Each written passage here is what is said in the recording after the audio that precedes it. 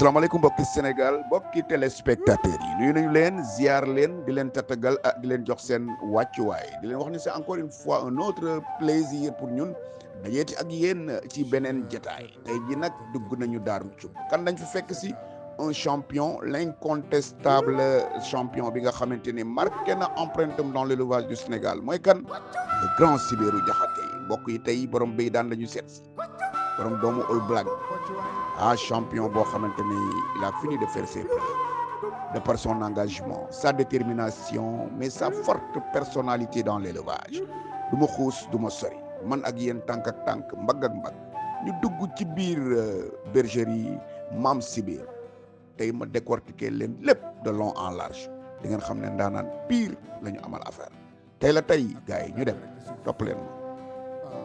voilà jërëjëf mbokki téléspectateurs yi comme ni ma leen ko waxee woon rek man su ma duggee ci benn gox li may njëkk a def mooy jéem a lijjanti taarixu dëkk bi taarix bi maanaam l'histoire de la localité parce que dëkk bu nekk nag am na histoire soxna si li mu wax léegi dafa daw yaram sëñ Fallou moo yebaloon sëñ Cheikh Cubb ne ko demal ba foofa nga xamante ne mooy Médina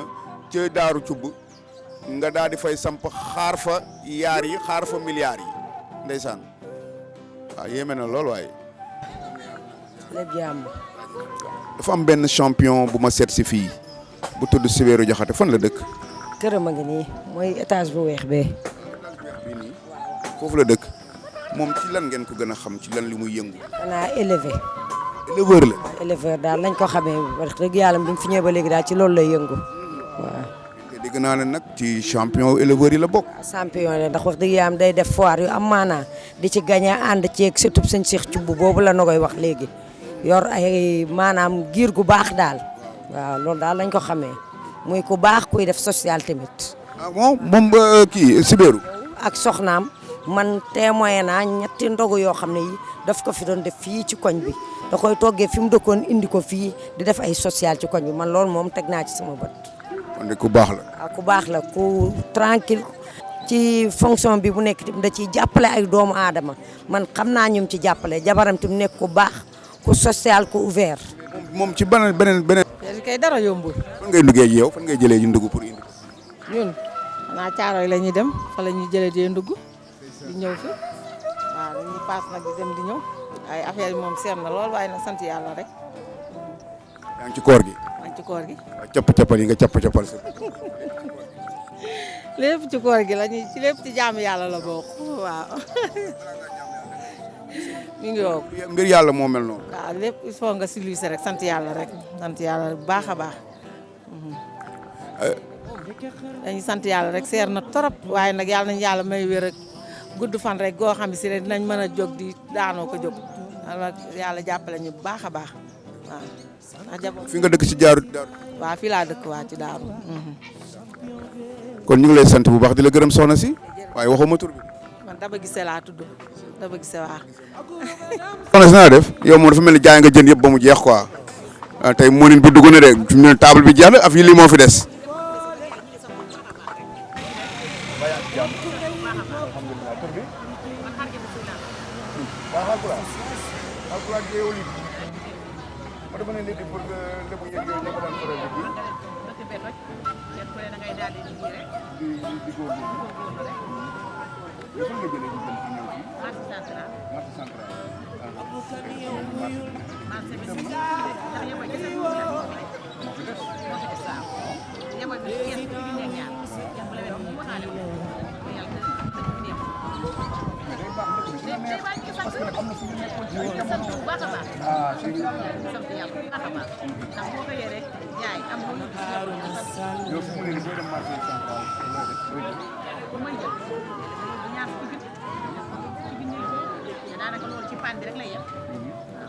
soo ñëwee jaay ko fa ngeen jëm. waaw déedéet parce que ñun doo ko mën a jaay ndax jamono ñëpp. ñaata la ci ñaata bi daal moom du bëri. benn junni ko am ñetti junni ñaari junni neex na kat man su ma ko amoon bàyyi lii may def. mais da lay nax moom day am journée 100000 da lay nax day am journée 100000. yaa ngi jël teer bi teer. dégg naa ne tubaarkàlla ñun bu ñu demee marché dañ koy gis nii rek man tubaarkàlla xam naa dama man dama jàpp ne boo jëlee teer comme buntu marché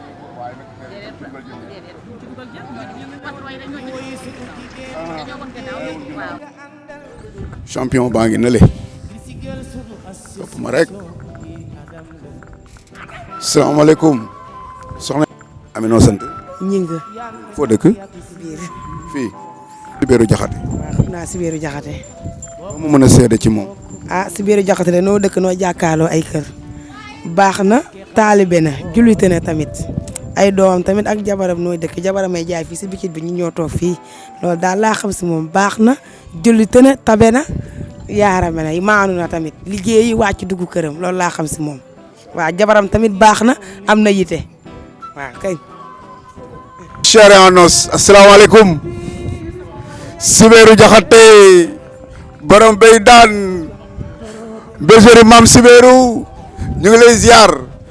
mbokki téléspectateurs yi nuyuwaat naa leen bu baax maa ngi leen di ziar di leen tatagal di leen jox seen wàccuwaay di leen wax ne c'est toujours un plaisir may àndandoo ak yéen ci jataay yu am solo waxoon naa leen nag ne leen saa yu kocc taalee caméra bi daal di xuus c'est important tey nag ndaanaan yi laa seet si un monsieur boo xamante ne marqué na empreinte am ci élevage bu Sénégal Sibéru Jaxate bergerie Mame Sibéru tey nag dañuy décortiquer de long en large ruq ak ruqaat tey lépp lu ngeen war a xam ci champion bi dinaa ci teg loxo ñu àndandoo dugg ci biir asalaamaaleykum catégorie mâle adulte Saladel 2022 c'était du 4 au 13 mars effectivement le champion Beydane a remporté la 2e place ndeysaan kan lañ ko parrainé woon le champion Sidi Ndaw de la bergerie Ndaw et frère mbokk yi l'histoire retiendra kon bi ñu duggee rek gis ngeen ne dernier titre bi nga xamante ne champion bi remporté na ko moom la ñu dajal faw ñu teg ci loxo merci beaucoup ma daal di xuus daaru cubb bul fàtte xuus jëlal ma lépp fixel ma ci affaire yi topp ma voilà salaamaaleykum champion maa ngi lay ziar naka yite yi ça va bien coïncidence heureuse ah maa ngi lay nuyu di la ziar. waaw ñu ngi lay delloo ziar di la nuyu waaw di leen dalal waaw di leen wax ni excellent ak jàmm. merci beaucoup waaw. defal ma benn témoignage ci Sibéru Jaxate xam naa ne xam nga ko bu baax. waaw xam nga man moom témoignage bi may def ci Sibéru Jaxate ñëpp dañ siy d'accord parce que dañu yàgg. waaw sama xarit la sama frère la waaw sama frère la sama rakk la sama xarit la bu wér bon yàgg nañ tamit di ànd donc xam naa si moom lu bëree bëri muy nit ku engagé wu mais nit ku xol bu rafet waaw nit ku mën a ñafe léegi bàyyi léegi donc waaw loolu nag mooy nit man nit dama bëgg ku sincère bon li nga gëm nga koy wax di ko def waaw boo koy wax di ko def après li si des moom àdduna nag noonu lay doxee waaw looloo tax nag su ma ànd ak moom vraiment mu nekk ànd bu rafet boo xam ni boobu léegi ñu ngi koy ànd te yàlla defal ñu si sutura boo xam ni sant naa si yàlla waaw ba maag njabootam daal waaw ba nga xam ni njabootam yëpp seen kilifa la yaayam def ma adopté ma comme doom donc yooyu yëpp nag tax ma gën koo jàpp waaw vraiment kër gi nekk sama kër heure bu ma neex laa fiy dugg heure bu ma neex laa fiy génn donc vraiment Sibéru Jaxate daal loolu laa mën a wax si moom si gàttal daal. merci beaucoup mais le vrai champion mais nomm naa la ziar naa la maa ngi yegg ci kaw ñu daal di nuyoo foofu. ñu ngi lay nuyu di la ziar ñu ngi lay nuyu di la ziar. yàlla yàlla nangu ziar yi. kontaan ci gis la. merci jërëjëf c'est partagé. Sibéru sama xol sedd na de. non c'est réciproque. parce que bi ma duggee biir Daaru Cubb def naa fi 30 minutes xam naa nag yëgaloo ko man nag noonu laay def naa fi 30 minutes rencontrer certaines personnes yoo xamante ne sa ay nit lañ yu la jege di ay sa dëkkandoo mais wax dëgg yàlla témoignage ñu def daw na yaram dinañ ko si xool léegi en direct voilà le champion voilà le recordman kii mooy Beydane nag defe naa ne histoire élevage dootu ko fàtte su ma fàttalikoo heure bi daaw man ci lañ ko révélé au public fële nga xamante ne mooy Renli muy le regroupement des éleveurs de Ndiarème Limamoulaye ci le ramadan des éleveurs mu génn fa vraiment mel fa melokaan wu doy waar mu des ci xel yi des ci xol yi jamono di dox ñu dem ba Fila foire internationale du Ladoum mu ñëw nag toj ko en quoi faisant mu daal di jël remporter li nga xam moo di la 2e place bay daan nekk na xar moo xamante ne finalement dafa mujjee doon phénomène mu ngi nii le champion il est là LC 165 defe naa ne yokku na poids bi mi ngi woon ci 164,9 kilos yokku na waaye itamit yàlla def mu remporter li nga xam mooy titre de vice champion ca bokk sàmm également kon nag mi ngi noonu. voilà mbokki téléspectateurs yi comme ni ma leen ko diggee woon rek diggee bor la je vous avais bien dit que ni tey incha allah on va aller au fond des choses parce que nag kenn ku ci nekk xam na ne champion yi bari nañu champion ci biir champion yi chaque champion am na génération bu nekk am na champion mais champion bi nga xamante ne marqué na génération marqué yeneen i génération mooy Sibéru tey moom la ñu seet si mais dafa am benn maal boo xamante ne toj na jamono yëngal na Sénégal fépp foo tudd tur bi mais c'est extraordinaire voilà c'est son homonyme dinaa ko laaj léegi histoire am moom ak xar bi ba ni mu doonee turandoo xar bi ak tur bi mën naa ne wër na Sénégal mën naa ne sax traversé na frontière muy Sibéru ci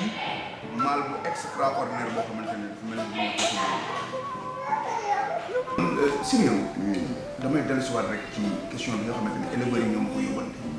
turu Sibéru dañ koo xam ci benn maal boo xamante ne marqué na histoire u élevage du Sénégal si diggante ak Sibéru boobu. waaw merci coach jërëjëf xam nga Sibéru boobu doomu première dame doomu Boy Séeréer la Sibéru doomu Maja doomu Birahim la Sibéru boobu waa B2K ñoom ñoo ko yoroon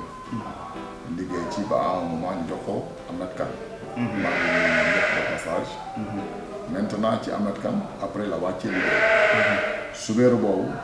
ñu bëri dañuy yaakaar ne sax maa ko juddlu wala waa B2K ñoo ma ko tuddee mais Sibéru président Ahmed Kane moo ma ko tuddee woon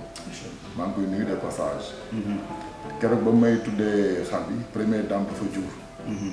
fekk boobu ñu amoon fa boobu maa ngi bureau Adam ñu amoon fa une réunion de bureau bi première dame juree ma ne ma Sibéru kaay ma ñëw mu ne ma première dame jur ma damaa tegoon sax daf naa ma dama lay jox xar bi quoi mu ne ma kii yow laa ko tuddee ma ne ko yàlla na dund te ba dundee yàlla na wér su wéree yàlla na barkeel Sibéru man su ma demee ci diaspora Sibéru boobu tax na ñëpp xam su may dox du ma dox 30 mètres yoo xam ne nii un Sénégalais wala un Malien wala un Ivoirien ñëw jox ma loxo ne ma grand yaay Sibéru su ma demee ci foire étrangère yooyu c'est valable Sibéru boobu li ko dugal ci loxo B2K histoire boobu sax mën naa la ko expliquer rapidement dafa am benn membre anam bu wéy juróom bu góor waaye gaañu woon ñu Abdou Fatah Diop maa ngi koy nuyu de passage bureau anam daf lay ñëw bureau ba pare ñu ànd dem di ko jaale ci bi ñu demee di ko jaale boobu mun ñu recevoir fii ñàkk rek toolu papaam bi ñu ñëwee ñu toog waxtaan ba pare après ñu ne bon kan la fi këram gën a jege ci nag ñu ne Sibéru ñu ne ñoom kër Sibéru ñu ànd ñu ñëw sama kër fële cité gendarmerie ñaare foofu mosoo fa ñëw ñu ñëw fa xam waaw alors donc bi ñu ñëwee foofu ñu daal di toog añ ba pare def ay berne yu mel ne ñu daal di ñaan comme ni ñu koy defee rek xam nga culture élevage terangal bi ñu ñaanee pare ñu continuer daal di dem Galoya comme ñenn ñi seen oto yi fañ ko bàyyi woon alors bi ñu demee foofu Khadim Thiam ñëw ci man ne ma man day journal bi dugg naa boobu su ñu 15 jours alors ma ne am mais jox ko xar bi mu ne ko bon y a pas de problème lii de dañu wane ne ñaan ñu ñaan kër Sibéru nangu na wallaahi mu jox ko xar bi Sibéru mën na duggee ci loxo B2K mais macha allah xar bi mu ko warteel voilà léegi mën naa ci wax benn exemple Sibéru ci premier mal yi mu jur forman bokk ci forman bu doon dund tey kenn du wax benn mal wallaahi parce que man maturation yi amoon espoir bi ñuy moo galati bi ñuy compétir espoir man gisuma ko fenn ba léegi je suis à la recherche de ces mensurations. wallahi merci coach. jërëjëf Sibéeru donc nekk mal boo xamante ne mën naa ne tey légende la dans l'histoire de l'élevage tey bu ñu dee bind histoire u élevage laadum faw ñu mentionné Sibéeru ba pare vraiment def ci moom taarix bu am solo comme ni ko turandoom defe Sibéeru kañ nga dugg ci élevage laadum. waaw jërëjëf coach élevage laadum maa ngi ci dugg en 1998 bi sam papa noppaloo yàlla yërëm ko ña ko fekk ak ñi fi fekk ñëpp donc suñu kër naturellement dafa amoon ay xar comme tous les Sénégalais alors donc bi paa bi noppaloo enclos bi ñu ngi fa mais xar yi mu yoroon ñu ci bari dem na xam nga borom kër bu noppaloo rek après alalam héritage yeeg du genre comme ça alors donc à partir de ce moment amoon na maal bu mag moom bu mu yoroon maal boobu am benn vieux bu ñëwoon ci koñ bi nekkoon foofu jënd ko mu dem di xeex ak maal finalement mu demandé waat est-ce que su fekkee est-ce que boobu man militaire laa ma jógee Casamance daal di ñëw congé bu ma ñëwee mu déclaré ma loolu ma ne kon jaayaat ma ko mu ne ma 350 de laa ko jëndee woon ma ne ko léegi ñu ma delloo ma loolu ma delloo ko xaalis boobu daal di jël maal boobu teg ko fa donc maal boobu moom mooy sama premier xar mais du woon laadum pur sang mais talaa biir bu baax la woon ci jamono jooju boobu jamono jooju moo fa gënoon xar ci Guédiawaye voilà donc à partir de ce moment nag laa commencé di def élevage voilà.